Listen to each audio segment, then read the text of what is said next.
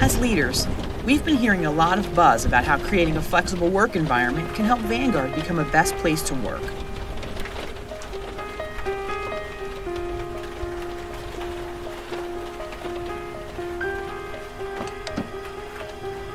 So I started thinking a lot more about flexibility. And I said to myself, what does flexibility mean anyway? Then my imagination kicked in. And ideas like empty parking lots,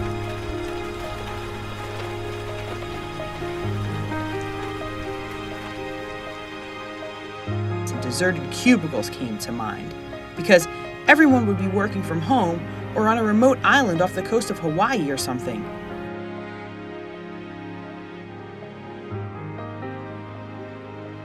And then my imagination really went wild.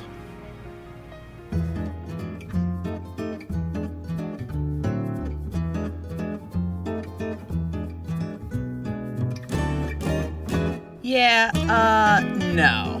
That definitely can't be what we're talking about. I need a better understanding of how flexibility works at Vanguard. So I asked around to talk to my colleagues. They were able to shed a little bit of light on the matter.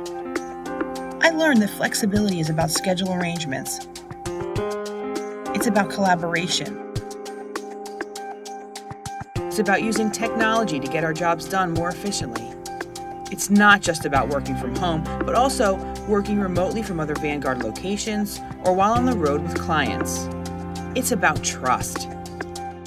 And most important, it's about driving productivity and business results. When I talked with Christine and Daniel, they gave me some great tips about managing flexibility for crew members. I think some of the concerns about creating a flexible environment in Flagship are, the clients are calling us, so we have to be in the office to receive those calls. So it's trying to figure out what schedules and what creativity we can have around that.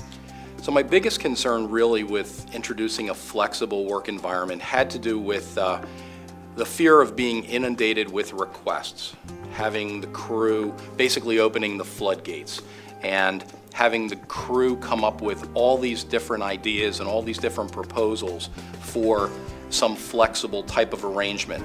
I'm lucky enough to manage a department of exempt crew, so from a day-to-day flexibility perspective, if someone needs to go to the doctor or go to a soccer game or go to their kid's concert, whatever, it's very easy to accommodate those requests. It was a little bit more challenging to figure out how we might accommodate other types of requests, flexible scheduling, flex time, and or part-time schedules.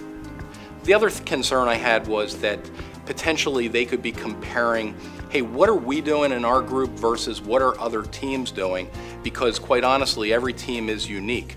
Every individual is unique. So as a manager, I find to overcome some of those concerns, it's important to keep communication open and to make sure that you're looking at each person as an individual and really considering the arrangements from a flexibility perspective based on each individual and their needs. We've made flexibility successful in Flagship through piloting and experimentation. So really understanding what that particular crew member's needs are and then being open enough to try it out.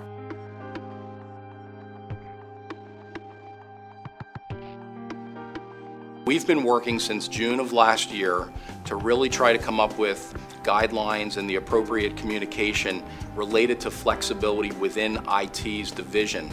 So from that perspective, I was able to gain a lot of insight and a lot of exposure to some of the best practices all across IT based on the representatives from the other organizations.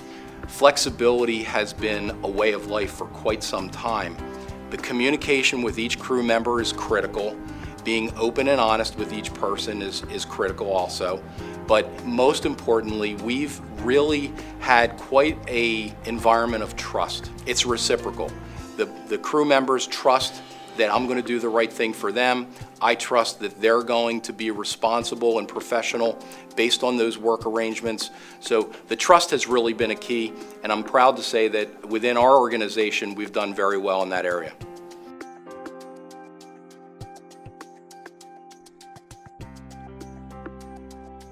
A crew crew member came to us with a flexibility request. She was looking to spend more time at home with her daughter. So we're trying to figure out how to meet that expectation and to also be there for her client base. She came up with a schedule that was basically 7:30 to 3 o'clock every day. Honestly, I was really surprised by that schedule. And embarrassingly enough to admit, my knee-jerk reaction was no. The market closes at 4 o'clock, and I thought a non-negotiable in our area was to make sure that we were there through market close to answer those client calls. Thankfully, I had a great manager that came to me on her behalf and said, wait a minute, the baseline expectation is to be there for our clients and answer 35% or more of their calls. Let's go forward and just try this. Let's just try it. Very reluctantly, I said, oh, fine, all right, let's try it. And don't you know, that crew member was able to meet or exceed that department goal for the entire time of the pilot and still to this day. What was really great about that example is she figured out how to make it work. She figured out what would work for her and her daughter and her home situation. She also figured out what would work for her client base. She knew when her clients were calling.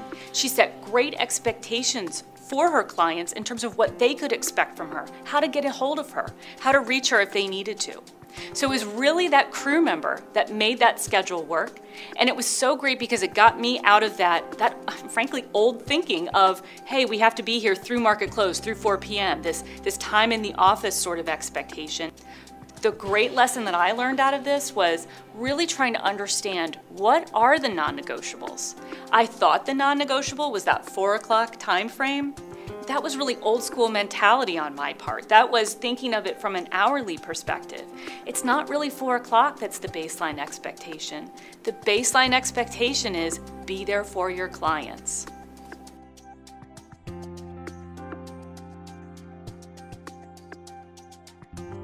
The needs of the team has to be balanced, and the needs of our clients and our community has to be balanced with the needs of each individual crew member. A general tip for managing flexibility is really just to maintain an open mind. And I know that's a lot easier said than done. I view each crew member as an individual, and I recognize that their needs are unique, and that what is granted or what's expected or what is requested by one particular person is totally different than what may be coming from a different crew member. But they all get the same exact message, which is that the team cannot suffer. The productivity cannot suffer. We need to try to continue to foster a highly motivated environment, and having really candid conversations with each one of the crew members, I think, is an important part of that. So, through speaking with my peers and other members of my management team, I've learned that there are many ways to make a flexible work environment successful. So give it a try yourself. Prepare by talking to others both inside and outside of your department, and finding out how they're making flexibility a success.